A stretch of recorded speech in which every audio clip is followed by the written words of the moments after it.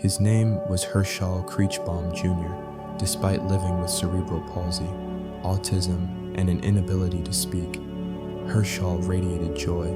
He adored glowing toys, treasured anything green, and was lovingly called his family's bright spot. His laughter, unbound by words, had a way of lighting up every room. But in the summer of 2025, that bright light was extinguished not by illness, not by fate, but in circumstances no child should ever face. Hershaw's story is not only a personal tragedy, it is a mirror reflecting the cracks in our child protection systems, the warning signs too often overlooked, and the vulnerable children who slip through those cracks while the world looks away. What happened to Hershaw, and how could every safeguard meant to protect him fail so completely? Hershaw's story is not shared for shock, it is shared to expose the warning signs we cannot afford to ignore.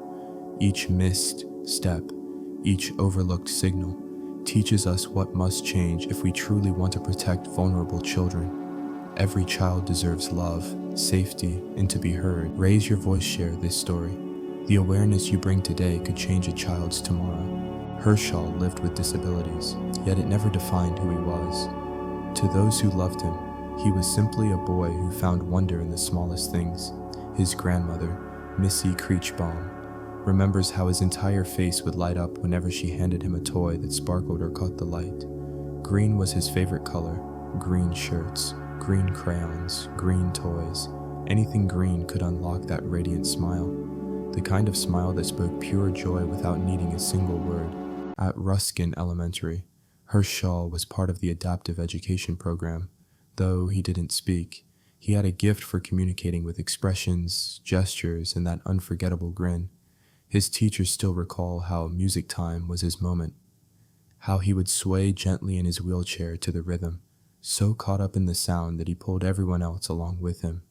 His older sister was always at his side, protector and playmate, while Missy gave him the steady, loving home where he could flourish. Life with Missy meant safety, patience, and consistency. She understood what his cerebral palsy required: help with eating, bathing, moving from place to place. She knew his autism meant he needed familiar faces, gentle care, and routines that never failed him. She built those routines faithfully, surrounding him with the stability he needed to thrive. But beyond their home, life carried shadows. His parents separated not long after his birth, and while both remained alive, neither played a steady role in his upbringing. Years would pass with little to no contact. It was his grandmother, Missy Creechbaum, who stepped in and became the anchor of his world. From their home in Springfield, Ohio, she raised Hershaw and his older sister with unwavering patience and love. In March 2021, the probate court officially appointed Missy as their legal guardian, requiring her to file guardianship reports every 6 months. Those reports painted a consistent picture. In 2022, neither parent visited or called. In 2023 and 2024, still no check-in, no phone calls, no presence. Hershaw thrived in Missy's care despite the challenges of his disabilities, but the silence from his parents remained constant until the autumn of 2024. That September, both Ashley and her partner, Michael Kendrick, began reappearing in the children's lives. Ashley claimed to be sober, stable, and ready to take on the role of mother again. Missy, struggling under the weight of rising costs, a fixed income, and health setbacks, reluctantly agreed to let Ashley resume supervised visits. Financial pressure soon added to the strain, unable to renew her lease. Missy made the fateful decision to allow Hershaw and his sister to move back in with Ashley and Michael at their home on Zinnia Avenue in Dayton. At first, Missy tried to remain close, visiting often and even living with them for a short time. But in November 2024, tragedy struck. Missy was badly injured in a car accident in German Township. She required hospitalization and long-term rehabilitation in a nursing facility, relying on a wheelchair for mobility. When she asked to return to Ashley's home, both Ashley and Michael refused. By the time she settled in Columbus, Missy's ability to see or stay in regular contact with her grandchildren had been severely diminished. Then came another devastating blow. In May 2025, the Clark County Probate Court terminated Missy's guardianship because she had not filed the required reports. She later explained that she never received the necessary paperwork documents that had been mailed to her old Springfield address months earlier. With the guardianship dissolved, custody legally reverted back to Ashley. Missy tried to trust that Ashley had truly changed, that she could handle the weight of parenting, especially the intensive care that Hershaw required. But this trust was misplaced. Ashley had reconnected with Michael Kendrick, a man she had been involved with, off and on, for more than a decade. Though Missy initially wanted to believe his presence was harmless, Kendrick's long criminal history told another story, one of violence, recklessness, and disregard for children's safety. By the time Hershaw and his sister were fully in Ashley's care, the stability and love they had once known were already slipping away. Court records reveal Michael Kendrick's extensive criminal history in stark, undeniable detailed domestic violence charges in 2022, where he allegedly struck a previous partner in front of children, arson in 2009 that endangered an entire apartment complex, assault on a minor in 2013 that should have permanently barred him from contact with children, and illegal weapons possession in 2020 that demonstrated his disregard for law and safety. Each offense, investigators noted, occurred while he was severely intoxicated, establishing a clear, predictable pattern of violence erupting when alcohol removed his already minimal self-control. The psychological dynamics here deserve our careful scrutiny, not to excuse but to understand how predators operate. Ashley, struggling with her own addiction and possibly financial dependence after years of instability, appeared unable or unwilling to recognize the danger Kendrick posed. Addiction specialists explain that substance abuse can severely impair judgment and create desperate dependencies that override maternal instincts. She may have seen him as a solution to her problems, rather than the threat he clearly was. She may have been so focused on her own survival that she couldn't see the danger to her children. Ashley, caught in addiction and instability, seemed blind to the danger. Specialists often note that substance abuse erodes judgment and deepens dependency, making dangerous relationships appear like lifelines. For Ashley, Kendrick may have seemed like help when in reality he was the greatest threat. No one ran a background check. No one asked the hard questions about the safety of the Xenia Avenue home. These weren't just bureaucratic oversights. They were missed opportunities to save a child's life. At first, the changes in Hershaw were subtle. Family members noticed that the boy who once laughed easily and loved his video games even when handed controllers that didn't work, something Kendrick reportedly mocked, began to retreat into himself. He smiled less. He seemed hesitant in moments that used to bring joy. Sometimes he would stare off into the distance, lost in thoughts no one could reach.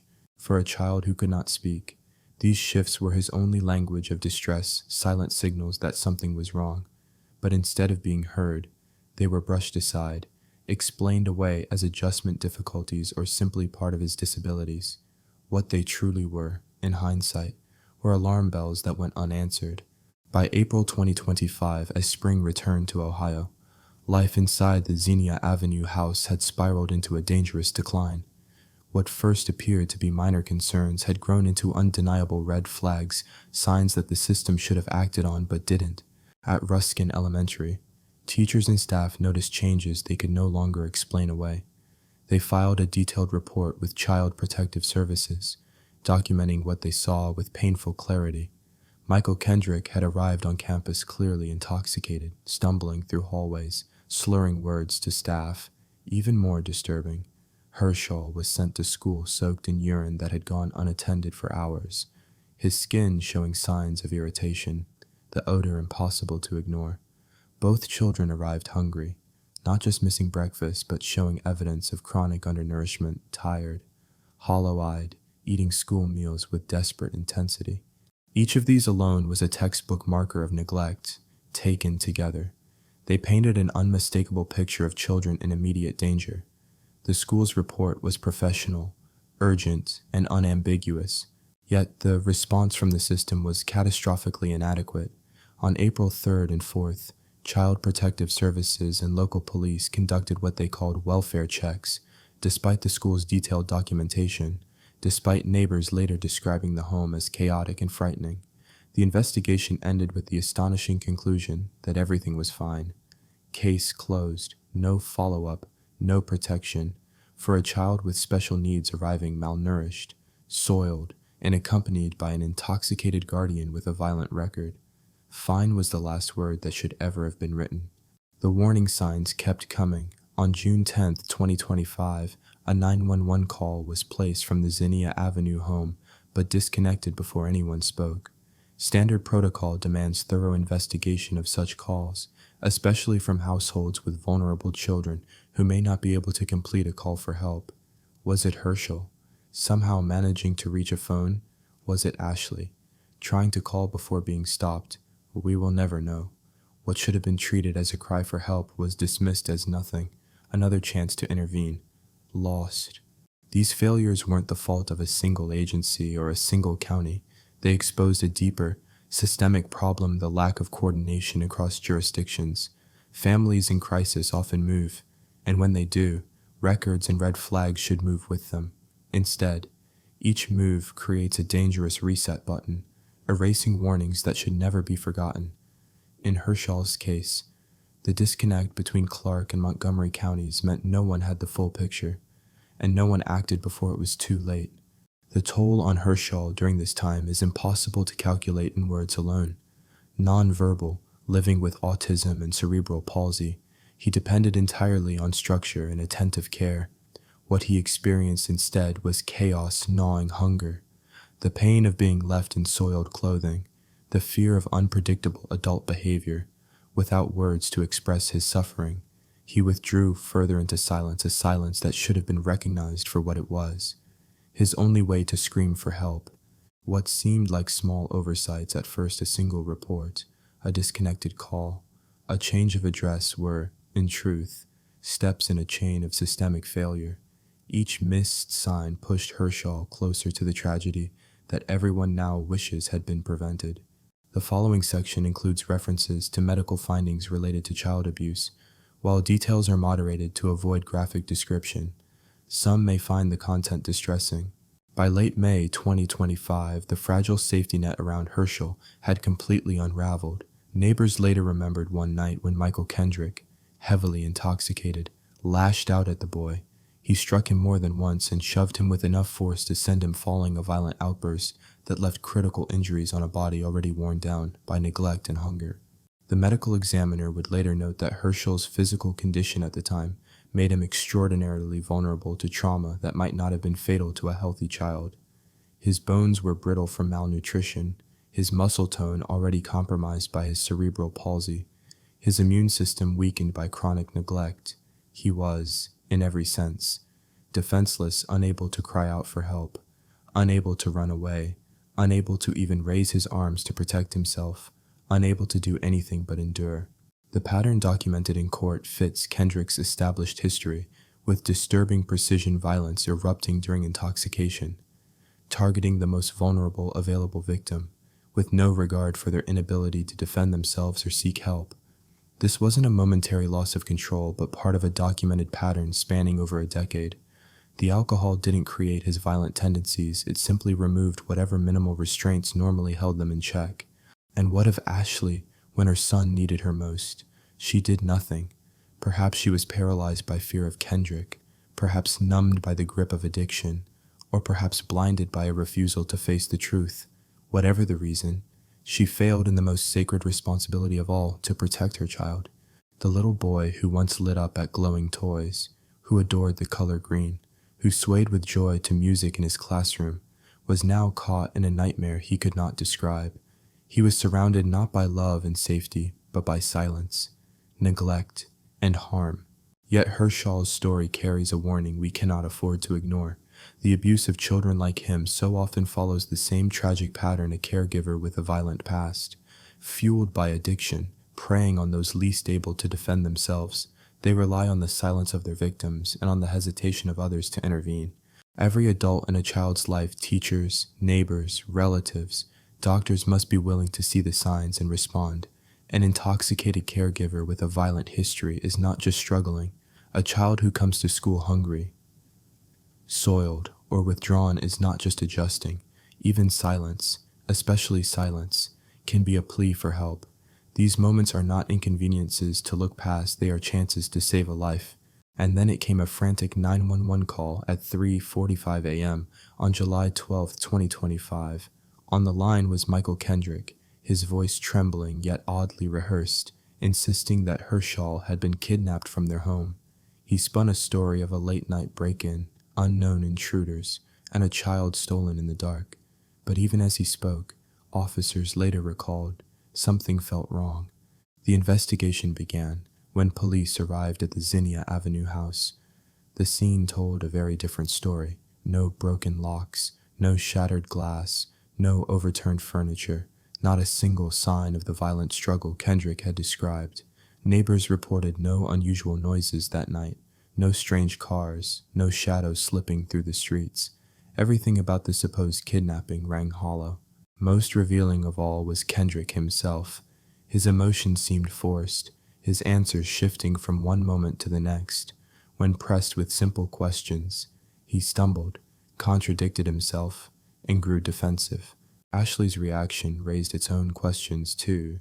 She appeared nervous but strangely detached, offering clipped answers that shifted depending on who asked the questions.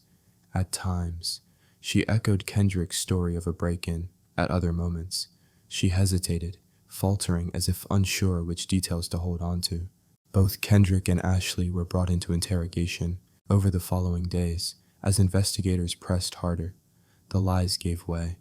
Ashley's story shifted too, first claiming that Hershaw had died naturally months earlier, a version impossible to reconcile with the evidence. Each new explanation seemed less about truth and more about shielding herself. Yet in her contradictions, she revealed pieces of the nightmare that had played out inside the home. Kendrick's confession, extracted through hours of interrogation, revealed the gruesome aftermath of Hershaw's death. This section discusses events related to child abuse. Though graphic details have been limited, the subject matter may still be distressing for some audiences.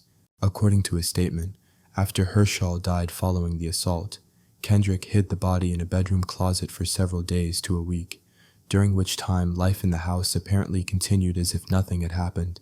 He then moved the body to a grassy field behind the property, and finally, as decomposition made concealment impossible, placed it in a black plastic bag and dumped it near McClure Bridge on US Route 35. The investigation revealed a trail of evidence that should have been impossible to miss had anyone been looking. Hershaw's wheelchair was discovered abandoned near where his remains were eventually found. The black plastic bag that had become his final indignity, scattered personal items that told the story of a hasty and callous disposal, the documented timeline of neglect reports, welfare checks, and missed opportunities created a paper trail of systemic failure that was as damning as any physical evidence. When investigators finally located Hershaw's remains on July 12th, the advanced decomposition made determining the exact cause of death medically impossible, a final injustice in a case already overflowing with them. The medical examiner could document evidence of severe neglect, malnourishment, and multiple traumas, but couldn't definitively state which injury or condition had been the final cause. This would have profound implications for the prosecution's ability to seek justice, and perhaps most damning of all was what the investigation revealed about the system meant to protect him. Ruskin Elementary, Clark County CPS, Montgomery County CPS, Springfield Police, Dayton Police each had seen warning signs. Each held part of the truth, but with no shared system, no automatic alerts when families at risk moved, no coordination between jurisdictions. The pieces were never put together, the cracks were wide, and Hershaw silent, vulnerable, and unseen slipped through them all. The wheels of justice began turning in late July 2025, but they could only address crimes against evidence and procedure, not the full scope of crimes against Hershaw himself. Michael Kendrick faced 3 counts of evidence tampering and 1 count of gross abuse of a corpse, with bail set at $2 million, a figure that reflected both the severity of the charges and his demonstrated flight risk. Ashley Creechbaum was charged with obstruction of justice and failure to report a death, with bail set at $250,000. The absence of murder charges sparked immediate outrage. How could a man who admitted to assaulting a child, hiding the body, and weaving a false story of kidnapping not face charges for taking Hershaw's life? The prosecutor's office, visibly frustrated, explained what many found impossible to accept. with Herschel's body too decomposed to establish a clear medical cause of death. They could not prove the legal elements required for murder beyond a reasonable doubt. They had to charge only what evidence could sustain in court, not what everyone believed had happened. In the courtroom, prosecutors built their case with methodical precision. Phone records, witness testimony, and physical evidence formed a timeline that laid bare the neglect and abuse leading up to Herschel's death. Every report filed, every welfare check conducted, every red flag ignored was entered into the record. The story they told was not only of two people's cruelty, but of a system that allowed that cruelty to continue unchecked. Kendrick's presence in court left a chilling impression. Observers described him as shifting between cold detachment and calculated attempts at showing emotion. When photos of Hershaw smiling were displayed, he showed no reaction. When the grim details of how Hershaw's body was found were recounted, he remained unmoved. The only time his mask slipped was when his own future was discussed. Then his emotion surfaced, not as remorse, but as self-pity and anger at being held to account. Ashley's appearances revealed a different kind of failure. Her many contradictory statements had shredded her credibility. Her attorney argued that she, too, was a victim controlled by Kendrick through fear and addiction. But prosecutors pressed a harder truth, even if she was afraid, even if she was broken by addiction. What kind of mother hides her son's body? What kind of mother helps maintain a lie about a kidnapping while knowing her child is gone? The limits of the justice system were painfully clear. Without a cause of death, without a witness to the fatal moment, murder could not be charged. That gap in justice, where everyone knew what had happened but the law could not name it, highlighted why early reporting and intervention matter so deeply. Evidence fades, bodies break down, memories blur, but timely action can save lives, and when it doesn't, it can at least ensure accountability. Outside the courtroom, frustration grew into protest. Community members gathered at every hearing, holding signs with Hershaw's bright smile and words that demanded more justice for Herschel. Their anger was not just about the crime, but about the failures that came before and after the systems that did not protect him, and the courts that could not fully speak the truth of his death. Yet even partial justice carried weight. It named those responsible. It recorded the failures. And it made sure that Hershaw's story would not disappear into silence. News of Hershaw's death shook Springfield to its core. Neighbors who had once stayed silent transformed their grief into action, determined he would not be forgotten. On July 19, 2025, hundreds joined a memorial walk from Ruskin Elementary to McClure Bridge. Parents brought children, teachers carried signs reading every child's voice. Matters in silence is not safety. At the bridge, tributes appeared, stuffed animals in every shade of green, glowing toys, and notes from classmates. One message read simply, "Hershey, we miss you. We promise to speak up for kids who can't." The movement spread quickly. Vigils, social media campaigns, and a Justice for Herschel group raised tens of thousands for his funeral and child abuse prevention. A donated memorial stone was etched with the words, "Forever in our hearts, forever our responsibility." Even local motorcycle clubs joined, their memorial rides roaring the message Hershaw could never voice a demand for justice and protection for vulnerable children. Advocacy groups used the moment to teach communities how to recognize signs of neglect and abuse, reminders that silence can be deadly, and that speaking up can save a life. In the aftermath of tragedy, Missy Creechbaum became an unexpected but powerful voice for change. Despite her failing health and grief she described as a pain that never leaves, she spoke openly about the failures that claimed her grandson's life. "I trusted the system. I trusted his mother. I trusted people to do their jobs. I failed him too, and I have to live with that every day," she told reporters.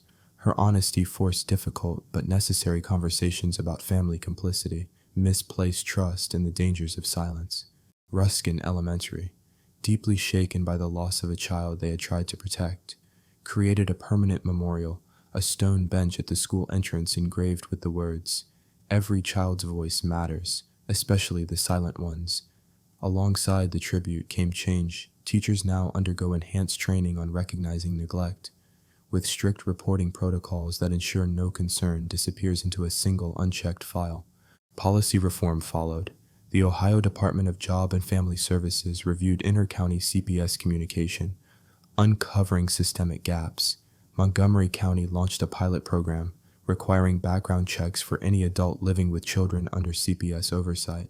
Legislators introduced Hershaw's Law, a bill mandating immediate investigation of welfare concerns for nonverbal children, cross-county database sharing, and penalties for mandated reporters who fail to act. The community, too, was transformed. Parents became more vigilant, teachers sought counseling for guilt and trauma, and neighbors vowed never to stay silent again. The pain remains, but so does the resolve. Every adult who now speaks up rather than looks away honors Hershaw's memory more than any monument ever could. Hershaw Creechbaum Jr.'s story is devastating not only because of its cruelty, but because it is not unique. Across America, countless children suffer in silence while systems fail them. But Hershaw's legacy offers a light, a reminder that every child deserves safety, love, and protection, especially those who cannot ask for it themselves. The lesson is simple and urgent. Trust your instincts. Speak up when something feels wrong. Report concerns without hesitation. Support reforms that close the cracks where children slip through. Protecting children is not someone else's job. It belongs to all of us, every day. Hershaw's smile may be gone, but his story must not fade. His light can guide us toward vigilance, compassion, and action. Every child deserves what he was denied to grow up safe, loved, and heard even in silence. The question is ours to answer. Will you be the voice for a child who has none?